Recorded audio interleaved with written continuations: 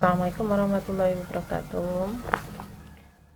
Kali ini kita akan membahas tentang dunia pendidikan. Karena pendidikan saat ini itu ketika kita membahas tentang pendidikan pasti banyak sekali yang kita perhatikan. Untuk kesempatan kali ini ada 5 poin yang akan kita bahas. Yang pertama itu pendidik atau guru yang ideal itu yang seperti apa? Yang kedua, standar atau standar utama menjadi guru itu yang seperti apa, yang bagaimana. Kemudian bagaimana juga cara membangun suasana di kelas agar kondusif, asik, menyenangkan seperti itu. Nah, untuk poin yang keempat itu kita akan membahas tentang cara atau bagaimana sih cara mengatasi siswa yang tidak patuh atau malas atau ketika bad mood atau tidak nyaman. Dan yang terakhir yang akan kita bahas adalah apakah pendidikan formal di Indonesia ini sudah dalam wujud ideal, apakah sudah mampu menghasilkan anak didik yang unggul dan berprestasi. Kita akan membahas poin pertama di pendidikan itu menjadi atau menuntut untuk guru yang ideal. Ideal yang dimaksud itu adalah sesuai dengan kebutuhan kelas, kebutuhan sekolah, kebutuhan sekolah formal, membutuhkan guru yang seperti apa sih? Gitu. Nah, menurut saya yang pertama itu adalah sesuai dengan kompetensinya, kompetensi guru apa nih yang diinginkan dalam sebuah sekolah. Berbeda ya antara sekolah swasta dengan sekolah negeri, tuntutannya akan berbeda dengan hasil juga yang berbeda, maka kebutuhannya gurunya seperti apa. Yang pertama itu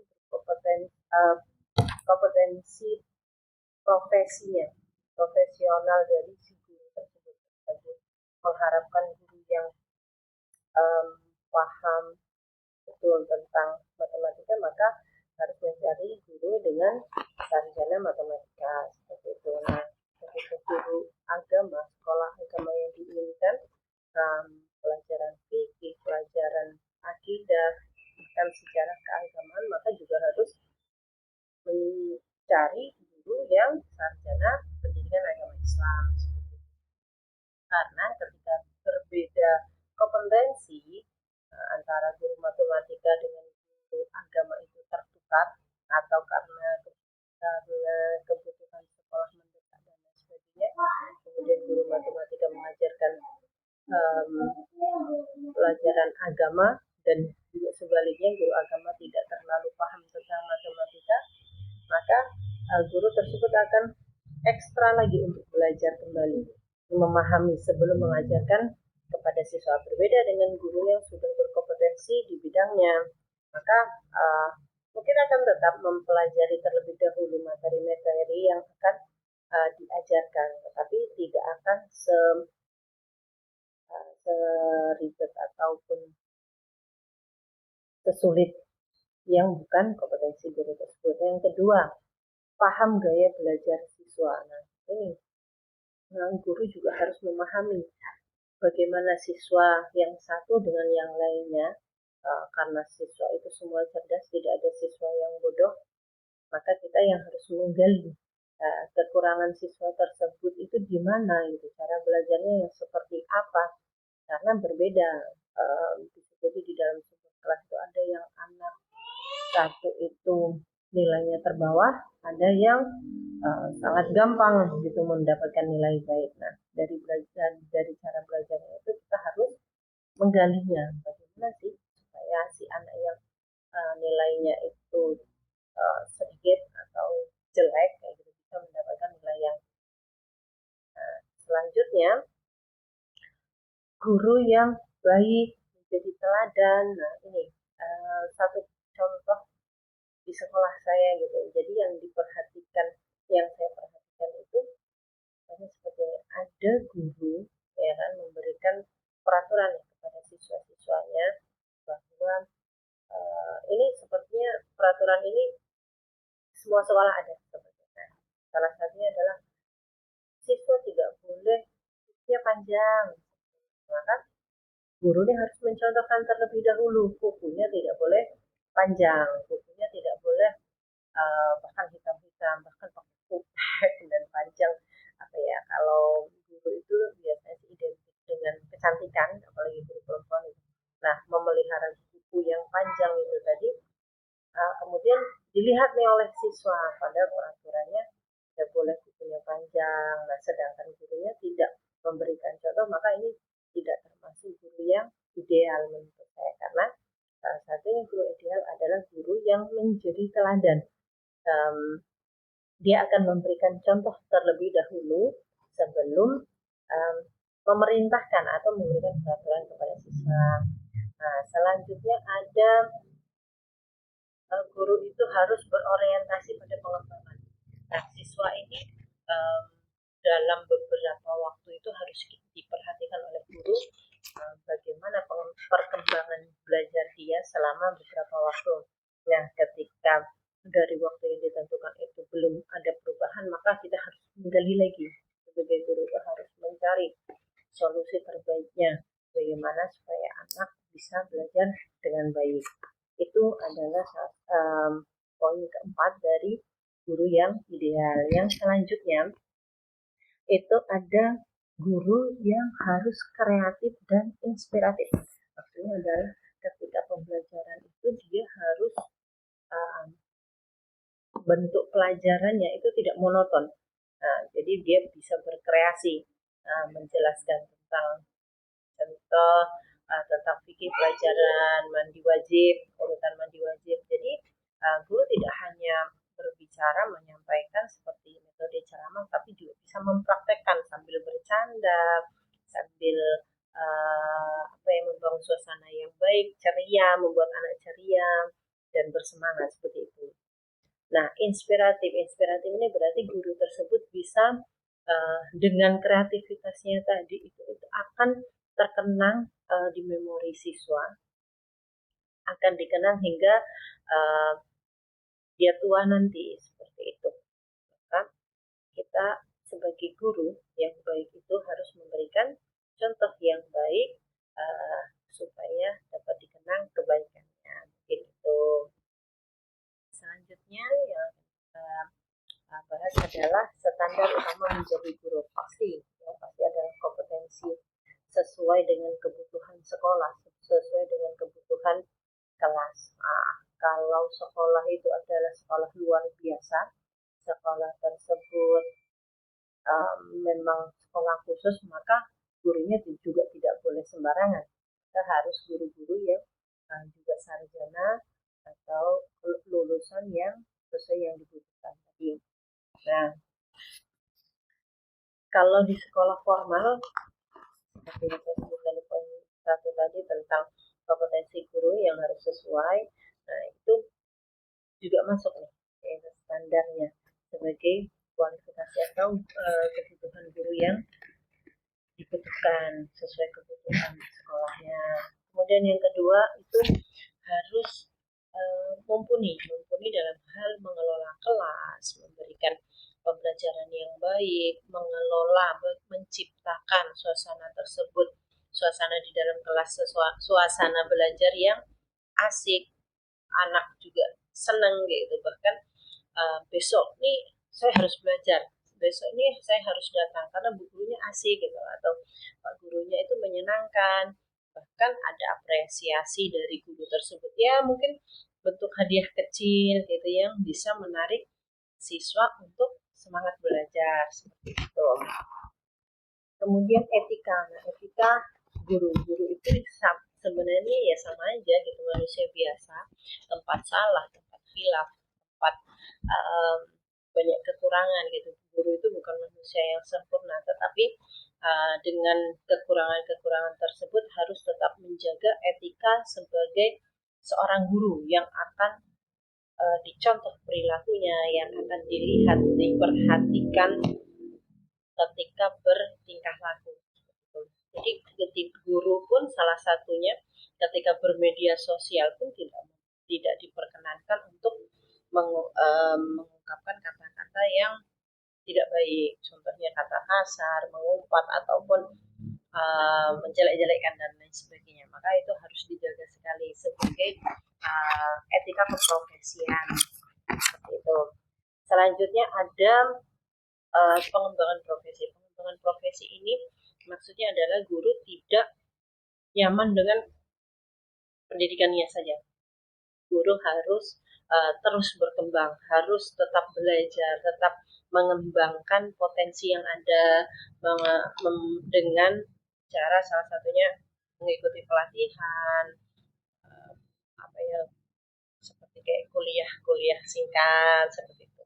Nah, termasuk juga seperti saya ini sedang kuliah dalam mendapatkan gelar yang seprofesi, maksudnya profesi guru seperti itu.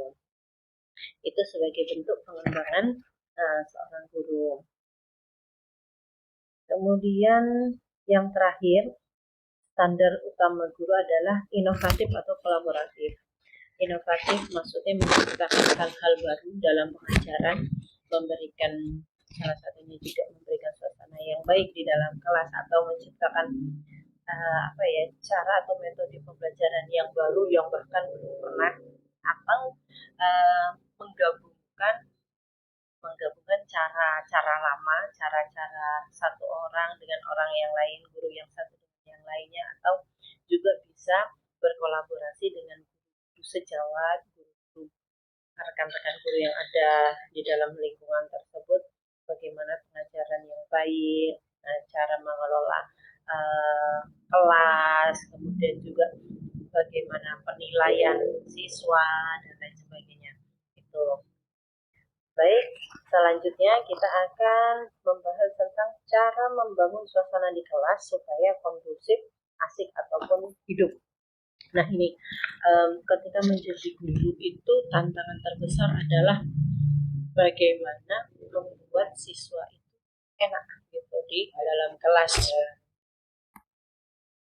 Dia nyaman, diberikan tugas dia mengerjakan dengan baik, kemudian dengan sukacita, kemudian besoknya dia ketika libur dia merindukan masa-masa di sekolah yang mengasihkan. Itu menjadi tantangan terberat menurut saya sebagai guru, karena dengan keragaman latar belakang siswa, juga tingkatan yang berbeda. Karena pengalaman saya selama mengajar beberapa tahun ini, saya mengajar di kelas 5 pernah, ke 6 juga pernah, dan saat ini di kelas 4. Dan itu tantangannya juga karena tingkatnya berbeda, manusia atau orangnya atau siswanya juga berbeda, maka penanganannya pun berbeda. Jadi memberikan peraturan atau sanksi sebagai kedisiplinan siswa juga itu berbeda. Peraturan yang satu di kelas yang ini tidak akan sama dengan kelas yang lainnya, seperti itu. Nah, cara yang pertama itu boleh dengan interaksi. Nah, interaksi dengan siswa ini kita harus membangun dulu nih komunikasi dengan siswa. Kayak hari pertama, bagaimana sih kita mengenalkan diri, kemudian karena di awal itu mungkin belum terlalu terlihat, tapi kita bisa memberikan kesan terbaiknya ketika pertama kali bertemu dengan siswa. Kedua, variasi belajar, seperti yang saya sebutkan sebelumnya. Nah, itu boleh dengan keluar kelas atau memberikan guyonan, candaan, tetapi tetap di dalam masih pembelajaran, tidak boleh juga berlebihan seperti itu. Kemudian membentuk atau menciptakan suasana yang nyaman di dalam kelas. Nah ini suasana yang nyaman itu seperti apa sih? Nah, kalau kondisi atau suasana fisik itu ya seperti kelas itu tidak membuat anak itu gerah. Salah satunya ketersediaan kipas angin contohnya, ataupun sirkulasi udara yang baik, kemudian kelasnya itu bagus, rapi, itu juga menjadi. Nah, kemudian suasana yang diciptakan guru juga berpengaruh, seperti suasana itu gaduh, riuh, ada pertengkaran dan lain-lain. Nah, bagaimana cara guru tadi menyikapi permasalahan tersebut itu juga menjadi kesan yang akan mereka rasakan bahwa kelasnya nyaman atau tidak. Nah, kemudian ada juga caranya itu harus interaktif. Interaktif itu maksudnya komunikasi antara guru dengan siswa itu harus saling berhubungan, saling nyambung ketika berbicara, ketika ngobrol, ketika pembelajaran. Anak juga bisa memberikan timbal balik kepada pembelajaran yang guru berikan, seperti itu. Setelah itu boleh memberikan apresiasi dan motivasi. Nah, ini ketika kita memberikan tugas ataupun tantangan, bisa juga berbentuk kuis. Nah, kita memberi apresiasi bisa berbentuk nilai, bisa juga berbentuk hadiah kecil berupa benda ataupun kata-kata pujian, itu juga termasuk memberikan apresiasi. Kemudian memotivasi siswa untuk terus belajar, terus bersemangat meraih mimpinya dengan memperbaiki nilai-nilainya, memberikan yang terbaik, seperti itu. Itu orang tua akan bangga, bahkan guru pun yang mengajar juga akan bangga. Nah, yang terakhir itu harus dievaluasi nih. Cara di dalam kelas ini sudah nyaman atau belum? Ketika kita mengevaluasi dan ternyata anak ini masih belum sesuai harapan, maka kita harus mencari solusi, mencari bagaimana cara selanjutnya supaya anak ini nyaman di kelas, kemudian belajar dengan nyaman, nilainya juga bisa lebih baik. Nah, itu kita juga harus evaluasi, merefleksi seperti itu supaya pembelajaran itu nyaman, seperti itu. Baik, selanjutnya itu poin keempat, mengatasi siswa yang tidak patuh atau malas. Nah, atau intinya bad mood lah, seperti itu istilahnya. Nah, ini kita harus pertama itu harus kita cari solusinya, jangan kasih hukuman dulu. Anak tidur, malas, kurang bersemangat dalam belajar, kemudian dikasih hukuman, itu dikasih tugas dan sebagainya. Nah, anak itu kan malas, bukannya semangat malah malas, makin makin bad mood bisa jadi. Nah, maka yang pertama kali kita harus cari permasalahannya terlebih dahulu. Kenapa sih anak ini bisa malas atau kurang bersemangat? Nah, setelah itu kita harus jalin komunikasi dulu. Gimana caranya biar anak ini bisa berbicara, bisa mengungkapkan masalahnya apa, kenapa, dan bagaimana. Nah, itu harus kita jalin dulu komunikasi antara guru dengan siswa ini tadi. Nah, setelah ketemu penyebabnya, kita harus mencari solusinya. Kita harus solusi itu kita bicarakan, bukan kita yang menentukan, tetapi mengajak siswa tersebut untuk mencari solusi bersama. Nah, setelah ada solusi, maka kita harus membuat pembelajaran yang menurut dia membosankan atau kurang, maka kita harus perbaikinya. Nah, setelah itu baru kita akan memberikan bagaimana nih seharusnya tindakan selanjutnya untuk meraih tujuan dari yang dia inginkan tadi, dengan mengapresiasi dan memotivasi siswa tersebut. Baik, itu yang terakhir. Poin terakhir, apakah pendidikan formal di Indonesia sudah dalam wujud ideal? Ideal sesuai dengan permintaan menurut saya. Kalau idealnya itu diperhatikan dari juara kelas, maka ya paling ininya adalah orang yang di dalam kelas, siswa-siswa yang ada di dalam kelas tadi yang mendapatkan nilai yang baik. Nah, itu yang ideal sebenarnya. Berarti yang belum mencapai peringkat contoh peringkat 1, 2, 3, berarti dia belum ideal, tidak seperti itu. Maka sesuai dengan kurikulum saat ini bahwa tidak ada anak yang bodoh, hanya cara belajar yang belum tepat. Maka kita harus mencari solusinya untuk idealnya yang bagaimana idealnya dalam dunia pendidikan saat ini. Menghasilkan siswa yang unggulan, yang berprestasi, itu adalah kolaborasi antara guru, orang tua, yang terutama adalah siswanya. Nah, ketika siswa itu nyaman belajar, maka dia akan meningkatkan semangat belajarnya dan pasti hasil belajarnya juga akan baik. Nah, hasil belajar yang baik itu tadi dukungannya pasti dari guru, juga dari orang tua. Nah, bisa ditambah juga dengan bukan guru kelas tetapi juga bisa dari guru les privat dia di luar kelas seperti itu. Kemudian dukungan dari lingkungan sekolah, lingkungan keluarga, juga lingkungan uh, apa ya, lingkungan negara seperti itu, dari peraturan pemerintah dan lain sebagainya, itu semuanya mendukung, maka uh, siswa akan unggul. Tetapi siswa unggulan itu biasanya hanya di kota-kota atau yang tersentuh dengan media elektronik informatika yang berkaitan dengan jaringan internet. Nah, bagaimana dengan yang di desa-desa? Jadi yang di desa-desa ini bisa tersentuh tetapi minim. Karena menurut saya ada perlombaan seperti olimpiade ataupun artinya perlombaan-perlombaan tentang pengetahuan tadi itu juga dari desa-desa, tapi anak-anak ini akan kalah atau akan tereliminasi dari siswa yang ada di kota yang memiliki ditunjang dengan fasilitas yang mumpuni, yang disediakan lebih baik daripada siswa-siswa yang bersekolah di desa-desa. Maka ketika yang diminta unggulan itu di tingkat desa, ya hanya orang-orang yang bisa mempunyai fasilitas itu tadi. Tapi untuk anak-anak yang tidak memiliki fasilitas tadi bagaimana? Maka guru yang ada di pedesaan itu tadi yang memperhatikan siswa tersebut supaya anak-anak juga tidak tertinggal. Tapi bagaimanakah?